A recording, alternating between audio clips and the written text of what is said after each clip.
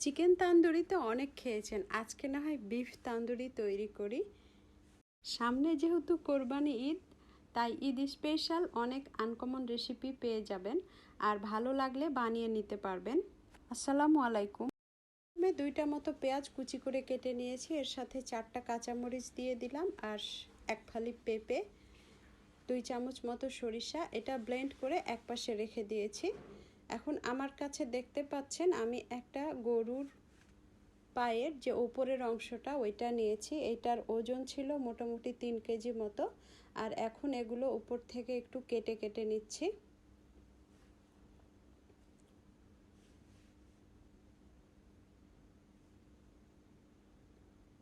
একদম ভেতর পর্যন্ত যেন কাটা হয়, তাহলে মশলাগুলো ভালোভাবে ভেতরে যাবে। দেখতেই পাচ্ছেন লেয়ার লেয়ার মতো তৈরি হয়েছে।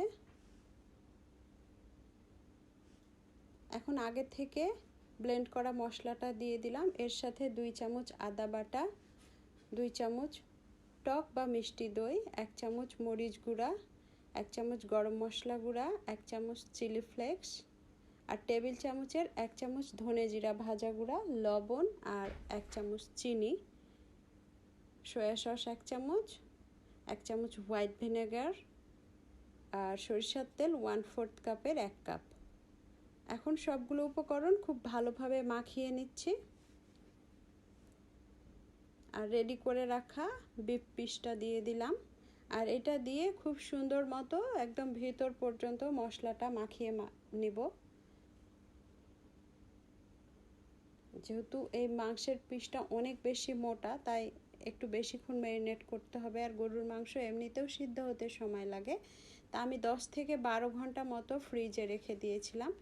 সবচেয়ে ভালো হয় যদি সারা রাত ফ্রিজে রেখে দেন।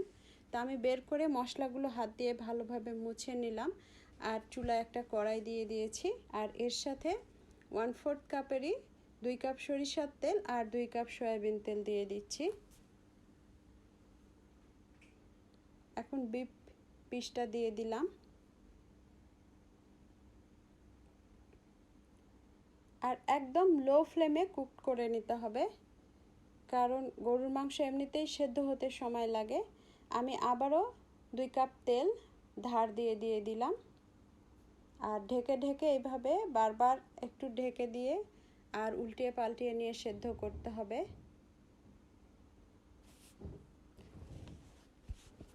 কিছু মশলা গায়ে লেগে থাকার কারণে তলা থেকে কিন্তু মশলা ধরে যায়, এই জন্য একটু মাঝে মাঝে ছুরি দিয়ে তলাটা ছাড়িয়ে নিতে হবে।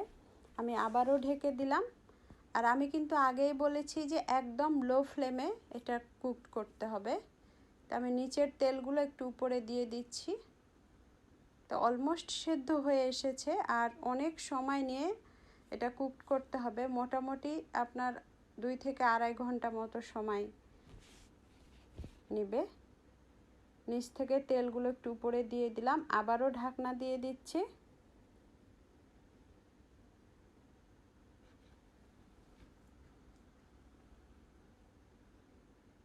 দেখতে পাচ্ছেন কালার চেঞ্জ হয়ে এসেছে।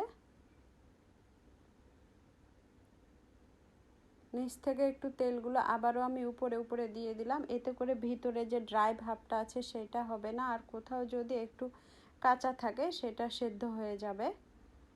ফাইনালি সেদ্ধ হয়ে গেছে। এখন আমি আগে থেকে মুছে রাখা যে মশলাটা ছিল এইটা দিয়ে দিলাম, আর এই মশলাটা ওই তেলেই একটু ভুনে নিব। আর ভুনা হয়ে গেলে এই মশলাটা খুব সুন্দর মতো তান্দুরিটার সাথে মাখিয়ে নিতে হবে, যেন ভিতরে একটা জুসি ভাব আসে আর মশলাও ভেতরে ঢুকে যায়। তো এখন স্মোকড করে নিচ্ছি। তো আমি 1 টুকরা ফয়েল পেপারে 1 টুকরা কয়লা একদম ভালো মতো পুড়িয়ে দিয়ে দিলাম, আর এর উপরে সরিষার তেল বা ঘি ঢেলে দিতে হবে, যেন ধোঁয়াটা খুব ভালোভাবে তৈরি হয়। আর ধোঁয়া ওঠা মাত্রই সাথে সাথে ঢাকনা দিয়ে দিচ্ছি। 20 মিনিট পর আমি তুলে ফয়েল পেপারটা বের করে নিচ্ছি। তো তৈরি হয়ে গেল বিফ তান্দুরি। এটা গরম গরম রুটির সাথে পরিবেশন করতে হবে। আমি এখানে নান রুটি নিয়েছি, আপনারা চাইলে এটা যে কোনো রুটির সাথে খেতে পারেন। সবাই ভালো থাকবেন, দেখা হচ্ছে আগামী ভিডিওতে। আল্লাহ হাফেজ।